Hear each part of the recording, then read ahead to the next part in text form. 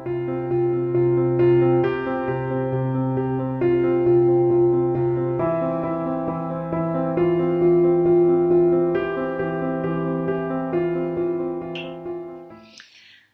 tarde a todos, muito obrigada à Biblioteca Municipal Afonso Lopes Vieira por me ter convidado para vir conversar um pouquinho sobre o meu livro mais recente, A Peneia, que foi publicado pela Casa das Letras, uma chancela da Leia, no final de julho deste ano, e que eu creio que já terão visto nas livrarias de Leiria.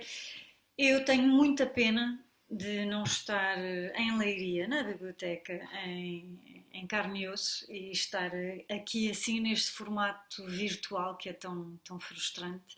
Mas eu, na altura, quando aceitei o convite, pensava que os dados da pandemia estavam mais estáveis, e depois comecei a perceber pelas notícias que talvez fosse mais prudente neste momento manter uma certa distância, e portanto optámos por esta hipótese, que é eu responder virtualmente às perguntas que a equipa teve a amabilidade de me enviar por e-mail. Ora, eu creio que a primeira pergunta, não só da equipa da biblioteca, mas de todos os leitores, é o porquê de eu ter escrito A Peneia. Onde é que eu fui buscar este interesse por uma história tão penosa, tão complexa, como é que eu descrevo aqui. Ora, eu não sei se já todos têm conhecimento, A Peneia é um livro que fala sobre violência doméstica, nomeadamente sobre violência psicológica, num casal, a Adriana, que é uma pintora portuguesa, e o marido, Alessandro, que é italiano e é diretor de uma multinacional de seguros. Eles separam-se por decisão de Adriana, têm um filho em comum, que é Eduardo, que na altura, no início do livro, tem 5 anos, e depois ao longo do livro vamos acompanhando, vamos vendo a criança crescer até ter mais ou menos 12 anos. Portanto, porquê que eu decidi escrever sobre violência doméstica? Hoje, em 2020, não parece nada estranho um autor decidir explorar, abordar este tema numa obra literária. Em 2012, quando eu comecei a criar as personagens, talvez não fosse tão expectável que alguém decidisse transpor estas histórias que nos enchem os noticiários, transpô-la para a literatura.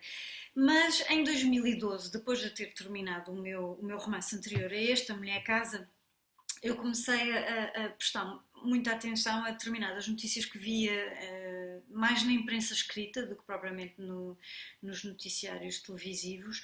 Notícias sobre raptos parentais, portanto pais, progenitores, que raptavam os próprios filhos, levavam-nos para outro país sem o consentimento, sem o conhecimento sequer do outro progenitor, e depois tinham de ser envolvidas as autoridades para poderem recuperar as crianças, que entretanto já estavam no Brasil ou no Dubai, enfim, casos complicados, e que eu comecei a seguir através dos jornais.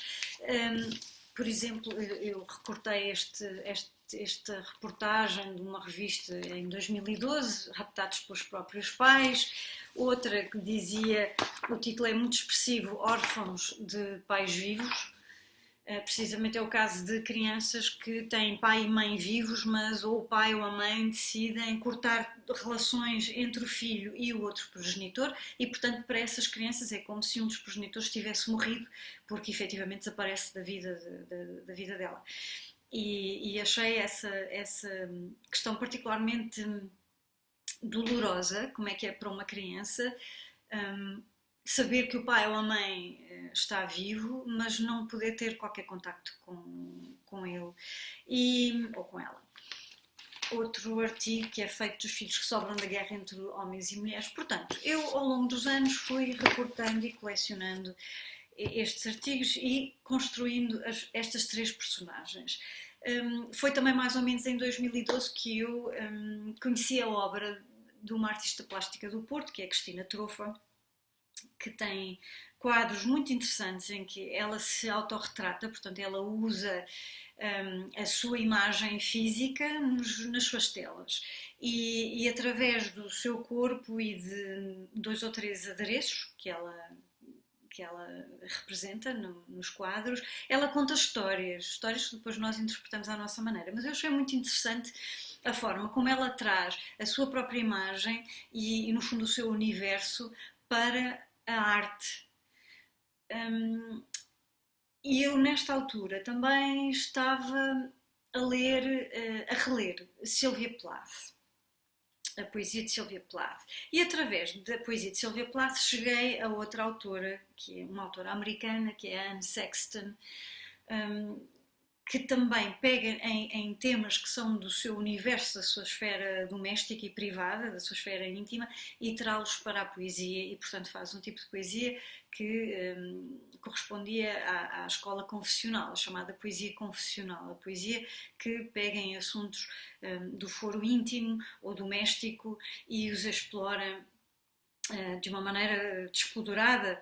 E eu achei muito interessante estar a ler Sylvia Plath e Anne Sexton ao mesmo tempo que andava a ler todas estas histórias nas notícias, portanto, histórias que eram do domínio privado, mas que já estavam no domínio público, a partir do momento em que passavam da esfera privada para o domínio público, quando havia um crime, não é? Um rapto dos filhos, ou um homicídio, o marido que mata a mulher, ou os próprios filhos, e comecei a sentir que tinha vontade de fazer o mesmo, mas em literatura, portanto, pegar em temas que são da esfera doméstica, da esfera privada, e trazê-los para as páginas de um romance. E assim começou esta viagem que durou quase 8 anos. Eu demorei, mesmo de escrita, de pesquisa, demorei 7 anos. Depois a fase de revisão e, entretanto, com a pandemia, passou mais um ano, não é? Mais uns meses, quase um ano, até o livro ser publicado. Mas foi, portanto, uma gestação muito longa, porque o tema, como já perceberam, é um tema muito difícil, é um tema muito complexo, que exige uma certa sensibilidade. Eu não queria escrever um livro que fosse sensacionalista e não queria escrever um melodrama, não queria que este livro fosse lido como quase uma telenovela sensacionalista. Queria que fosse uma escrita sóbria, que abordasse o tema de uma forma que mostrasse o sofrimento envolvido nestas famílias, nestas situações de violência doméstica, porque nós ouvimos falar muito nas notícias, mas na realidade ainda há um desconhecimento muito grande, as pessoas ainda têm muita dificuldade em perceber, portanto, quem não passou por estes casos, felizmente, tem muita dificuldade em perceber o que é que passa na cabeça, por exemplo, todas estas mulheres que nós vemos nas notícias, que durante anos e anos são vítimas de agressões e parece que têm uma incapacidade enorme de dizerem basta, chega, e de pegarem nos filhos e se irem embora. É muito complicado. E então eu comecei a ler cada vez mais, construí uma mini biblioteca sobre estes temas, e fui lendo e pesquisando muito para conseguir entrar no universo das personagens que descrevo e neste universo de violência. Um livro que eu achei particularmente interessante e que me mostrou muito bem como é que funciona por dentro os mecanismos destas relações de codependência, destas relações em que a vítima não consegue soltar-se do agressor e em que o agressor quase se apodera totalmente da vítima. Estas relações tóxicas, o livro Amor Zero, como sobreviver a uma relação com um psicopata emocional. É um livro muito interessante que aborda de uma forma bastante acessível e sucinta os mecanismos destas relações e que nos faz compreender melhor estas relações de violência que duram durante anos, quando qualquer pessoa no seu estado normal diria alguém que me está a agredir ou que me está, seja física, seja psicologicamente, que me está a fazer mal, eu vou deixá-lo, não é? E no entanto o que nós vemos é que as pessoas têm muita dificuldade em pôr um fim a estas relações. Portanto, este livro ajudou-me muito a perceber. Outro livro também que eu li e reli, muito difícil, muito doloroso, que é uma tese de mestrado do Dr. Mauro Paulino, que possivelmente conhecem de já o ter visto na televisão, sobre abusadores sexuais de crianças. É um tema particularmente duro, mas que eu quis abordar, e para isso precisei de perceber o que é que se passa na cabeça de um agressor, sobretudo de alguém capaz de fazer mal aos próprios filhos. O livro do professor Daniel Sampaio, O Tribunal é o Réu, também foi uma grande ajuda para perceber como é que funciona a justiça nestes casos de guardas, de responsabilidades parentais, de raptos, de divórcios litigiosos. É um livro que aborda muito bem a morosidade dos processos. Os processos em tribunal demoram muitos, muitos anos. E também estes dois livros, entre muitos outros, mas estes dois livros de uma equipa de psicólogas, Ruta Agulhas e Alexandra Anciães, este também tem a colaboração de Rita Carvalho, sobre divórcio e parentalidade e casos práticos de psicologia forense. Portanto, que se debruçam mais sobre as questões da psicologia, psicoterapia e do funcionamento da psicologia aplicada aos tribunais, como é que as equipas de psicólogos podem ajudar a justiça nestes casos de litígios familiares. Portanto, isto foi a pesquisa que eu fiz, foi assim que foi surgindo aos poucos o livro. Depois, como veem nas notícias, estes assuntos são cada vez mais debatidos publicamente, mais temos noção de que há muitas histórias à nossa volta parecidas com as que eu descrevo em apneia, e portanto o livro foi-se construindo a si próprio com todos estes contributos da atualidade, e eu fui recolhendo muitas histórias de amigas, de pessoas com quem fui falando. Também fui muito ao Tribunal de Família e Menores, cá em Lisboa, conversei com vários funcionários do Ministério Público, com vários psicólogos. Aliás, eu agradeço no fim uma série de pessoas que me ajudaram a desenvolver estes temas e acima de tudo a utilizar a linguagem precisa, porque é uma linguagem muito específica, a linguagem da psicologia, a linguagem do direito, e eu, apesar disto ser um romance, ser uma obra literária, eu queria que fosse verosímil, que fosse muito fiel à realidade destas famílias que passam por estas situações, e portanto quis que todos os termos fossem o mais corretos e adequados.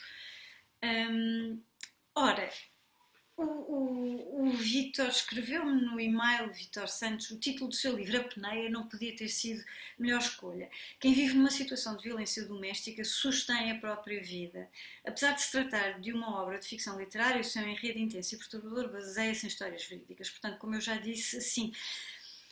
E este título, A Peneia, tenho recebido muitos e-mails e muitas mensagens de leitores que me dizem, e tem sido muito curioso ler isso, que me dizem que enquanto estiveram a ler o livro sentiam exatamente que estavam em apneia, que sustinham a respiração. E eu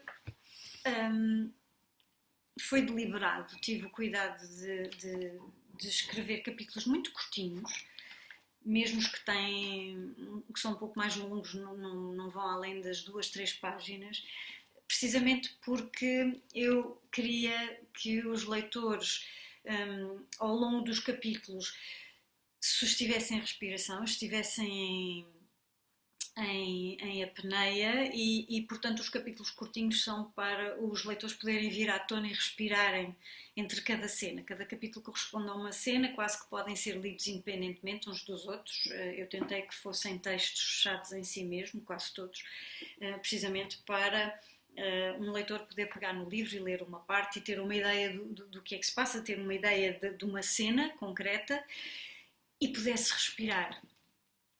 porque o livro é longo e é um livro que requer fôlego. E requer fôlego porquê? Porque os próprios processos em tribunal são processos muito longos, e como são processos muito longos, o livro não podia ter 100 páginas, não podia ser um livro muito curtinho. E eu tentei que houvesse aqui um ritmo quase repetitivo e um ritmo que mostrasse este avançar tão lento da justiça e assim passar para o leitor a ideia de como é penoso viver anos e anos e anos com as vidas em suspenso. Não é só a respiração que está em suspenso, são as vidas que estão em suspenso. Muitas vezes as pessoas não têm sequer tempo para trabalhar com cabeça, com calma, de tão enredadas que estão nestes trâmites legais, jurídicos, nestas disputas.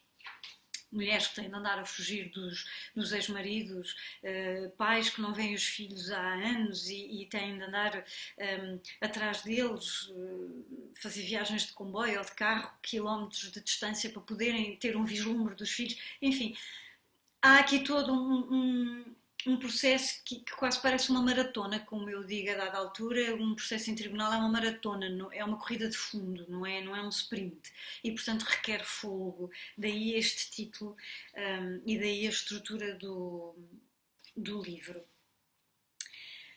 Outra pergunta que a equipa me faz, na minha opinião, o que é que está subjacente a estes comportamentos dos progenitores violentos? Há uma coisa que me aborrece muito na maneira como a imprensa noticia estas notícias de crimes violentos cometidos no âmbito das famílias, na esfera familiar. Muitas vezes dizem fulano tal matou a ex-companheira, foi um crime passional. Usa-se muito esta expressão, foi um crime passional, usa-se muito dizer matou por ciúmes, matou por amor. Não se mata por amor. E eu tentei, através da personagem da Adriana e do Eduardo e do Alessandro, mostrar estas pessoas, estes progenitores violentos não matam nem fazem sofrer por amor. Isto não tem nada a ver com amor, tem a ver com patologias do foro psiquiátrico. Portanto, são pessoas que têm distúrbios. Nós, em sociedade, costumamos dizer tem muitos ciúmes, é porque gosta muito. Não, quem gosta muito não quer fazer mal à pessoa de quem ama. Quem gosta muito quer proteger, quer que a pessoa seja melhor, que seja feliz, que floresça, que prospere, não quer que a pessoa sofra. Portanto, associar amor e paixão a estes crimes e a estas situações de maus tratos e de violência parece-me contraproducente.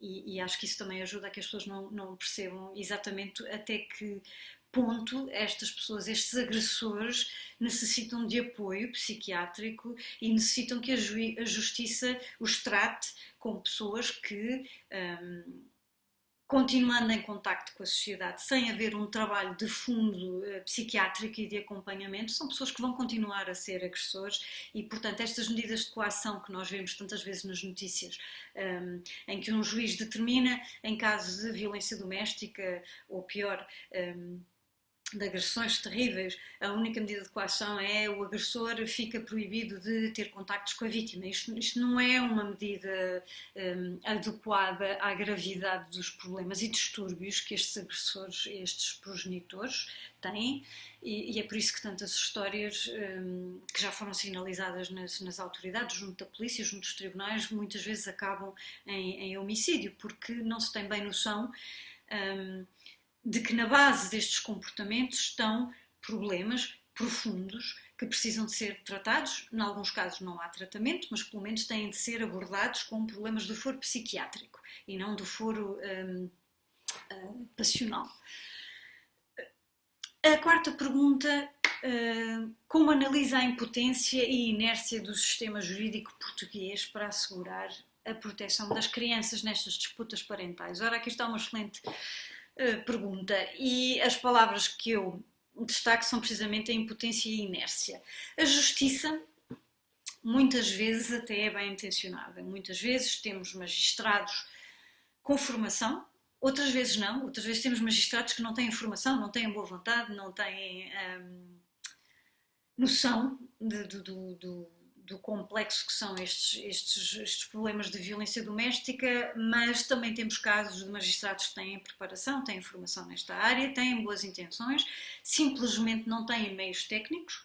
Por exemplo, equipas suficientes no terreno, equipas de psicólogos, equipas de assistentes sociais, as comissões de proteção de crianças e jovens, técnicos suficientes, experientes e com a devida formação para poderem no terreno reunir as provas, fazer perícias, trazer relatórios em tempo útil, para que a justiça em tempo útil possa proteger estas crianças e possa ajudá-las efetivamente. O que acontece é que é tudo tão burocrático e a burocracia é tão complicada e tão morosa que um processo que entra em tribunal como este do Alessandro e do Adriano, da Adriana e do Alessandro, em que o Eduardo tem 5 anos e o processo ainda está a correr quando a criança tem 12, isto não é um processo em tempo útil, não é? Que traga soluções para esta criança atempadamente. E, no entanto, é esta a realidade. Processos que se arrastam e arrastam e arrastam, muitas vezes porque os juízes são poucos e têm milhares de processos em cima da secretária, não há tempo para fazerem uma análise verdadeiramente meticulosa e minuciosa de todos os relatórios que recebem, de toda a documentação. Os processos por vezes têm milhares de páginas, como o da Adriana e do Alessandro, é um processo com milhares de páginas, como ela diz, a dada altura os dossiês em que está o processo até tombam, tal é o peso das páginas e do sofrimento que contêm. Ou seja, a inércia e a impotência devem-se, por um lado, falta de formação de quem trabalha nas instituições que devem proteger e salvaguardar os interesses das crianças e, por outro lado, uma total falta de meios. E agora com a pandemia, pois os tribunais estão ainda mais lentos e mais enguiçados do que já é hábito. Isso é um problema de fundo e que nós temos de fazer pressão para que o sistema judicial se muna de mais meios técnicos e, acima de tudo, exigir que os magistrados que trabalham no Tribunal de Família e Menores que tenham formação adequada para lidar com a violência doméstica. Por exemplo, as autoridades policiais, a Polícia Municipal, a GNR já tem muitas ações de formação e sente-se no terreno que os agentes têm outra abordagem muito mais humana e sensível a estes problemas e já sabem lidar muito melhor com as vítimas. O que acontece é que quando não sabem, quando não há esta formação, o que acontece é que as vítimas chegam aos tribunais e acabam por ser revitimizadas, acabam por ser tratadas novamente como vítimas pelo próprio tribunal, pelos próprios magistrados que põem em causa a palavra das vítimas, põem em causa os seus relatos, põem em causa a sua boa-fé e acabam por tratá-las como se fossem elas os agressores. Portanto, há aqui uma série de questões que têm de ser abordadas, questões de fundo que devemos fazer para ajudar estas crianças. Uma das coisas que eu descrevo muito ao longo do livro é a quantidade de profissionais, de técnicos de psicologia que analisam e que fazem entrevistas e perícias aos intervenientes, às personagens, mas a verdade é que eu descrevo um casal que tem posses para contratar advogados e psicoterapeutas, para levar a criança a psicólogos. Os tribunais muitas vezes mandam fazer perícias, até podem mandar fazer acompanhamento psicológico, mas eu acho que a sociedade necessitava era de um acompanhamento psicológico para todas as crianças nas escolas. Já era um grande passo em frente para que as crianças se sentissem mais acompanhadas e houvesse uma detecção mais precoce de casos de maus tratos e de abusos nas famílias. Se nós tivéssemos psicólogos, não, mas uma equipa de psicólogos em todas as escolas a tempo inteiro, a fazer encontros com as crianças, a promover iniciativas, contacto, conversas, já seria uma grande ajuda para que a justiça fosse mais célere e mais eficaz na proteção das nossas crianças e jovens. Diz também este e-mail, uma das perguntas que pega numa citação de Ortega y Gasset: nós somos nós e as nossas circunstâncias. E então pergunta-me a equipa da biblioteca que sequelas ficam para os membros de uma família sujeita à violência doméstica. Pois já ouvimos falar muito, e com certeza já todos viram psicólogos e médicos falar na televisão sobre as consequências da violência psicológica para as pessoas, mas nunca é demais referir tudo aquilo que eu descrevo no livro. A violência psicológica é tão ou mais perigosa e nefasta do que a violência física. A violência física é óbvia, nós sabemos quando alguém nos está a agredir, quando alguém nos dá uma bufetada, quando alguém nos agride fisicamente, nós temos noção imediata do que está a acontecer, de que estamos a ser alvos de violência. No caso da violência psicológica é muito mais complexo, porque a violência psicológica muitas vezes é feita ao longo do tempo, é distribuída a conta-gotas e as vítimas muitas vezes demoram a perceber que estão efetivamente a ser alvo de uma agressão, de violência. É o que eu descrevo em Apneia. O Alessandro vai destruindo a autoestima, a autoconfiança da Adriana, fazendo comentários que começam por parecer um elogio, mas depois vem a crítica: és muito bonita, mas o teu cabelo é muito bonito, mas essa cor é ruivo, dá-te um ar ordinário.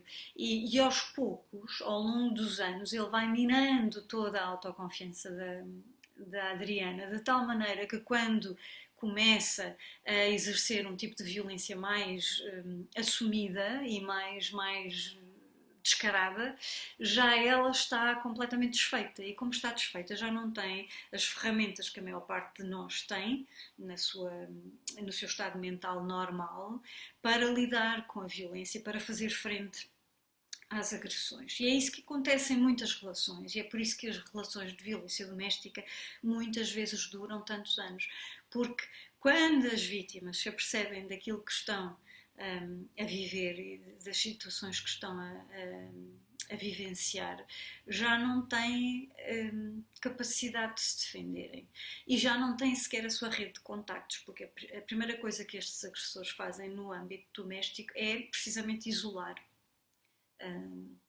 as suas vítimas da rede de segurança, isolam-nas dos amigos, dos familiares, convencem-nas de que gostam tanto delas que as querem só para eles e, portanto, não saias com a tua mãe, não vás com as tuas amigas, não, eu quero-te só para mim, fica só comigo. E as pessoas começam por achar que é uma demonstração de amor, ele quer-me só para ele, e até acham graça, e depois, quando um dia percebem que precisam de ajuda, não têm ninguém à volta para as ajudar, porque essas pessoas todas foram afastadas pelo agressor e pela própria vítima. A própria vítima acaba por ajudar o agressor a levar a cabo a violência. Estas sequelas, esta falta de autoestima, a falta de autoconfiança, o medo, eu falo muito do medo nas páginas de Apneia, porque a violência psicológica e a violência física deixam essencialmente isso nas vítimas, é o viver com medo o tempo inteiro, é as pessoas andarem como a Adriana, o tempo inteiro olharem por cima do ombro para verem se alguém as segue, se o telefone toca, o sobressalto, se é o agressor, com mais uma ameaça, com mais um insulto, quando toca a campainha, o ter medo de ver quem é, o estar constantemente em alerta, é o viver 24 horas sobre 24 em alerta. São as insónias, são os pesadelos. Nas crianças são os terrores. É o medo do escuro, crianças que já tinham ultrapassado o medo do escuro, não é? Que faz parte de uma fase do desenvolvimento, quando são sujeitas a violência psicológica e a violência doméstica, no fundo, a violência que é exercida dentro daquilo que deveria ser o seu refúgio, A partir do momento em que o perigo entra nesse refúgio, as crianças regridem àquela fase em que têm medo do escuro, em que têm medo de tudo o que é desconhecido. E, portanto, isto deixa marcas. Depois é muito difícil reconstruírem-se e recomeçarem a superar os seus receios, os seus temores e a encararem o mundo como um lugar que devem explorar e que está cheio de oportunidades e cheio de possibilidades e de aventuras e de coisas boas. São crianças e adultos que se fecham sobre si mesmos e muitas vezes acabam por mergulhar em depressões profundas. Há crianças que começam, depois com o tempo, começam a ter comportamentos ditos de risco, começam a cortar-se, começam a ter problemas, distúrbios alimentares, a fazer xixi na cama quando já não faziam, mais tarde na adolescência a enverdar por experiências com drogas, etc. Portanto, isto não é uma coisa da qual as vítimas saiam imunes ou incólumes. A violência psicológica, mesmo que não seja infligida diretamente contra as crianças, que as crianças assistam apenas entre aspas, à violência entre os pais, a verdade é que se vivem num ambiente que é um ambiente de agressões, vivem em stress e depois acabam por desenvolver sintomas que são típicos do chamado stress pós-traumático.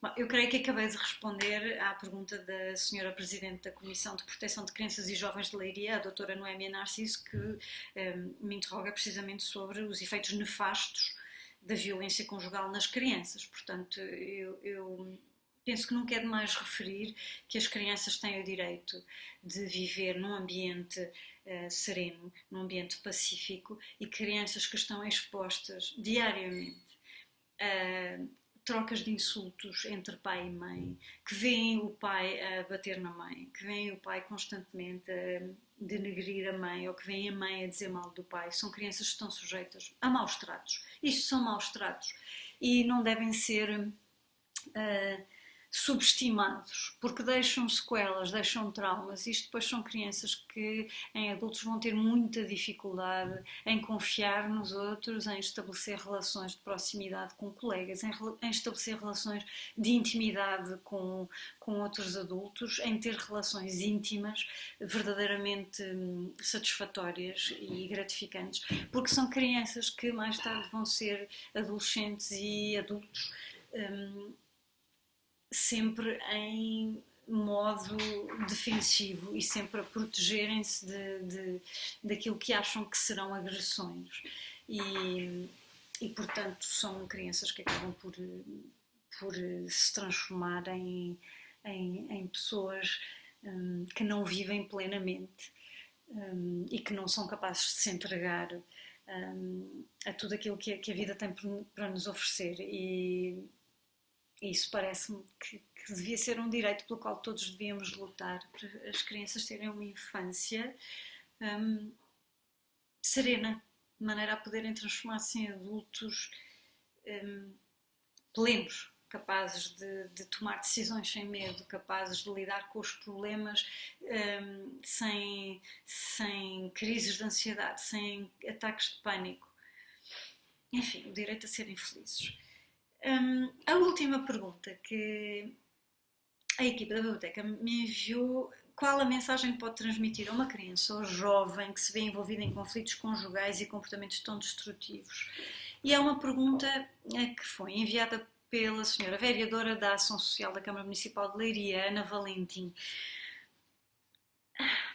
As crianças ou jovens envolvidas em conflitos conjugais, muitas vezes, como estes conflitos existem precisamente no seio da família, existem precisamente em casa, as crianças não podem procurar a ajuda das pessoas que normalmente as ajudariam, os pais ou familiares próximos. Portanto, parece-me que é crucial nós passarmos às crianças e aos jovens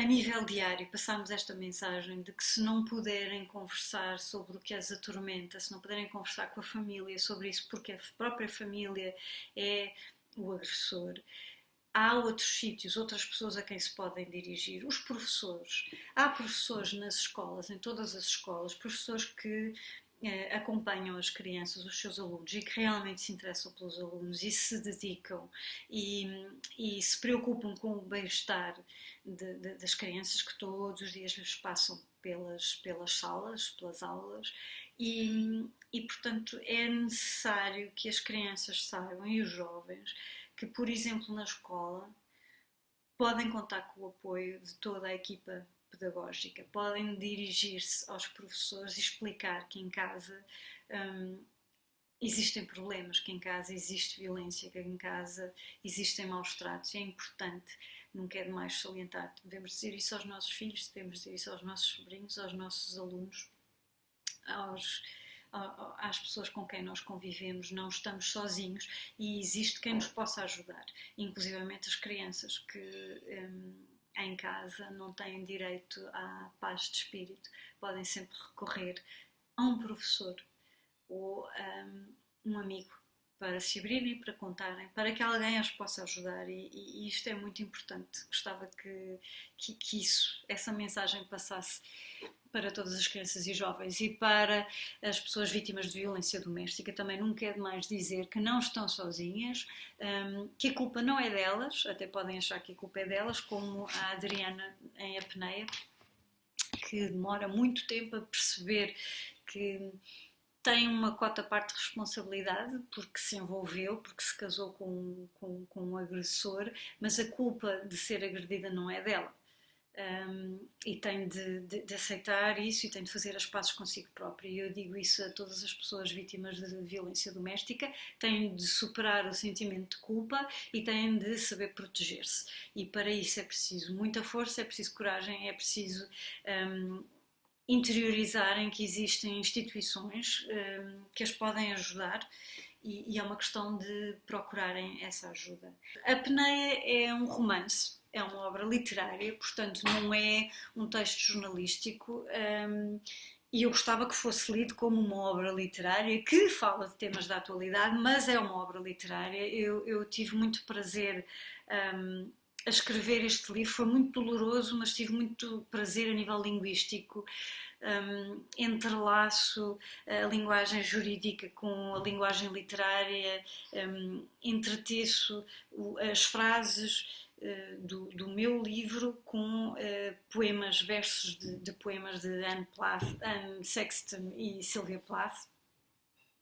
E isso deu muito prazer a fazer, portanto eu espero que isso também passe para o leitor, todo o trabalho literário que o livro tem. E se fizer as pessoas refletirem um pouco sobre estas questões da violência doméstica, pois já ficarei muito satisfeita, porque creio que todos, enquanto sociedade, temos de abordar este terrível problema da violência doméstica e proteger as crianças e também baixar os números de processos de violência doméstica que todos os dias chegam aos tribunais e às notícias. Muitíssimo obrigada a toda a equipa da biblioteca, muito obrigada especialmente ao Vítor Santos, com quem estive a trocar e-mails e a tentar coordenar esta parte logística. Permitam-me aqui uma nota um bocadinho mais pessoal, um beijinho à Sandra Campos, que também esteve envolvida neste convite para eu estar aqui e que foi minha colega na faculdade e que eu já não vejo há muitos, muitos anos. E é sempre bom saber que continuamos em contacto através destas tecnologias. Muito obrigada a todos, espero que tenham gostado e, acima de tudo, espero que leiam o livro e que apreciem. A biblioteca tem os meus contactos, se quiserem enviar-me um e-mail com comentários sobre o livro ou com perguntas para me fazer, além destas que eu respondi aqui, estejam à vontade. Muitíssimo obrigada e até breve.